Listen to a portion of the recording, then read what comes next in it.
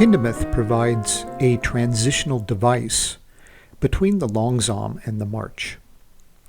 The speed of eighth note triplets, 150, in the last measure of the Langsam are almost exactly the speed of the quarter notes, 144, in the Marsch.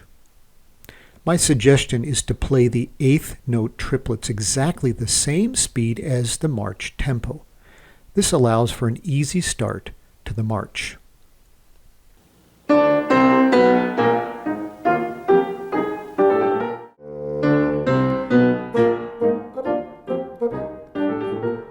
I approach the first portion of the Marsch with rhythmic precision and unvarying tempo.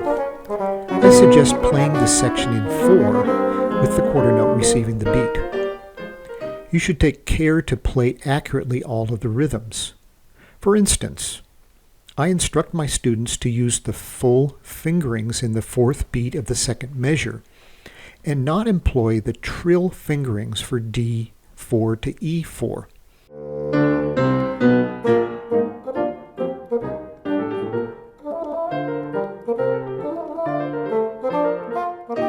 Students who use the trill fingerings not only tend to rush these notes, but also do not produce clear resonance on all of the notes.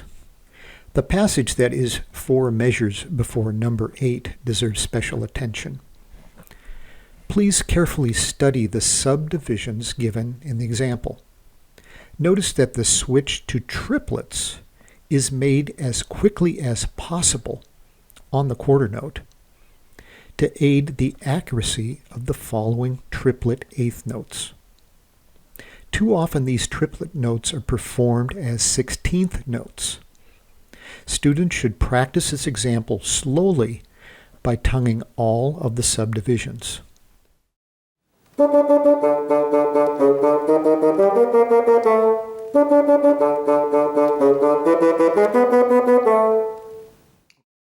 Make certain that the triplet eighth notes are exactly 1/3 of the beat. Often the first note in the triplet is too long. The second note of the triplet must come early enough. Here is the section performed up to speed.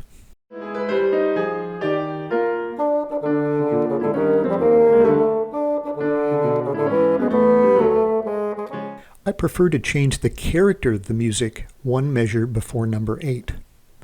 Up to this point in the movement, I perform the articulated notes with some separation. Here, however, on the forte, I play with longer note values, much like someone would sing a faster patriotic song or national anthem, with enthusiasm and a full voice.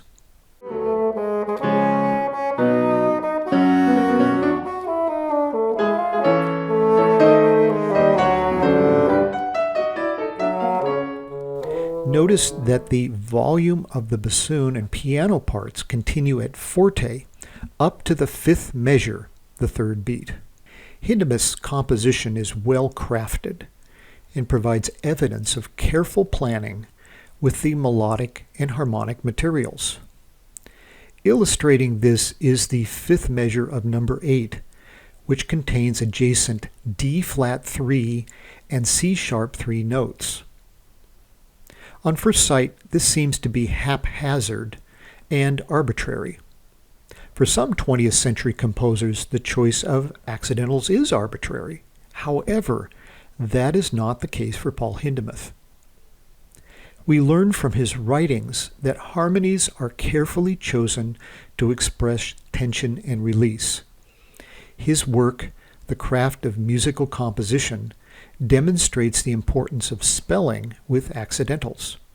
For instance, in Volume 1, page 127, example G, notice the adjacent chords have a tied-over common tone, but the G sharp is given in the first chord and an A flat in the second.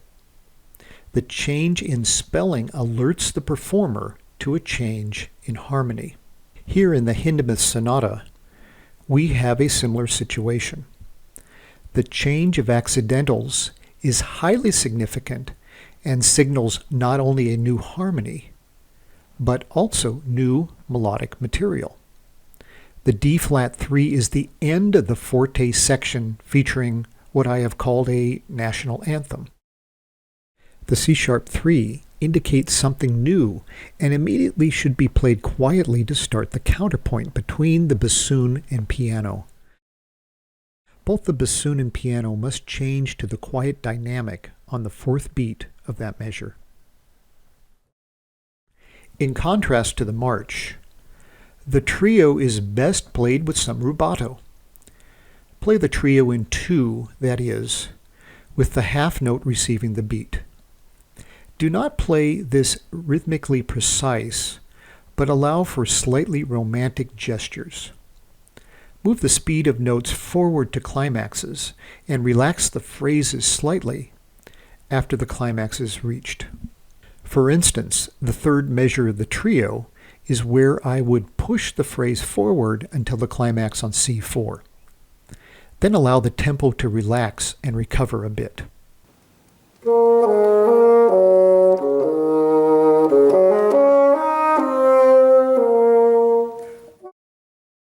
There are other places in the trio where rubato is appropriate as well. Now, one key to effectively perform the march is to distinguish between the march musical materials and the trio musical materials. Play the march always in 4 and with rhythmic precision. For instance, the march returns at number 11 in the piano.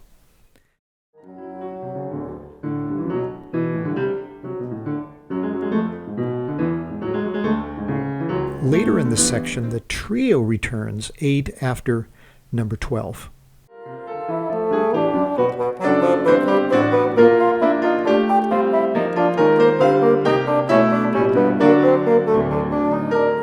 Here the eighth notes in the bassoon should accommodate the phrasing of the piano. Both instruments should play in 2 and allow for rubato. The greatest rubato, or freedom of tempo in the movement, is at the Zögern, which is translated as hesitate or hold back. Now, I end this video with a few performance details for the bassoonist. 5 measures after number 12, use one of these fingerings for the trill. Please also note that this trill is not forte. That is a mistake. Play this mezzo piano and then follow the crescendo mark. The downward slur in the next measure, from G4 to C4, is best accomplished without flicking the C4. I hope that you have viewed the other 2 videos on the Hindemith Sonata by now. Please proceed to the last video in the series, in which we examine the Beschluss, or conclusion, to the composition.